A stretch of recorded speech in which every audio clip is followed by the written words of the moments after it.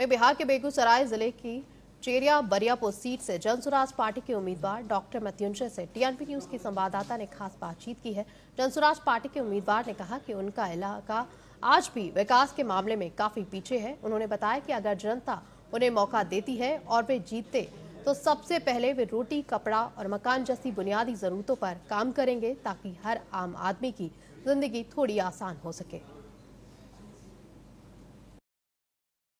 इस वक्त हमारी मौजूदगी है बेगूसराय जिले के चेरिया बरियारपुर में, और अगर यहाँ की बात करें तो यहाँ पे भी चुनावी माहौल बहुत ज्यादा ही गरमाया हुआ है। हर एक पार्टी लगातार अपनी एड़ी चोटी का जोड़ लगा रही है और जनता को रिझाने की कोशिश कर रही है। ऐसे में हमारे साथ इस वक्त खास बातचीत के लिए मौजूद हैं जनसुराज के प्रत्याशी डॉक्टर मृत्युंजय जी, जो पेशे से एक डॉक्टर रहे हैं और पहली बार विधायकी का इस बार चुनाव इस क्षेत्र से लड़ रहे हैं और जनसुराज ने इन पर भरोसा दिखाया है। हालांकि जनसुराज भी एक नई पार्टी है। चलिए सीधा इनसे बात करते हैं और जानने की कोशिश करते हैं कि आखिर उनके चुनावी मुद्दे क्या होंगे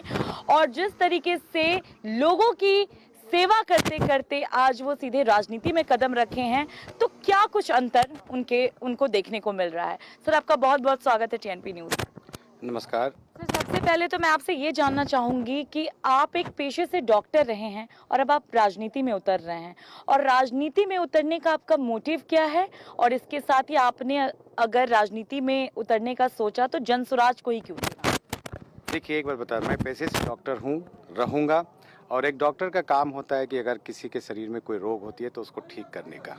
पहली बात तो मैं जब डॉक्टर था तो एक सिर्फ शरीर के रोग को ठीक कर रहा था, लेकिन जब समाज में इतनी ज़्यादा, यानी कि आप देखिएगा कि अगर घूमिएगा तो आज हमारे समाज में कोई भी चीज़ भ्रष्टाचार से शुरुआत होती है, और भ्रष्टाचार की वजह से ना आपको अच्छी शिक्षा मिल सकती है, ना स्वास्थ्य का स्तर बढ़ाया जा सकता है, ना लोगों के जीवन स्तर में कोई सुधार हो सकती है। किसी को अगर इंदिरा आवास दिया जाता है तो उसमें घूस ली जाती है, किसी का जन्म और मृत्यु प्रमाण लेता है तो उसमें घूस ली जाती है। तो हमारे जो नेता प्रशांत किशोर जी हैं, जो कि बिहार के गांव में हर गांव में पैदल चले हैं।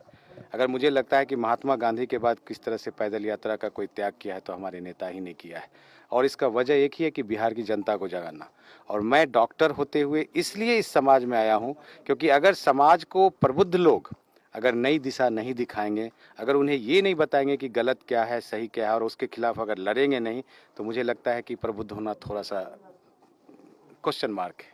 अगर आपसे बात करें आपके क्षेत्र की इस वक्त की सबसे बड़ी समस्या क्या है कि अगर आप जीत कर आते हैं तो सबसे पहले आप उसको प्राथमिकता देंगे? देखिए, मेरे क्षेत्र में अगर आप बेगूसराय में देखे होंगे तो बेगूसराय एक ऐसा जिला है जो कि सबसे ज़्यादा रेवेन्यू जनरेट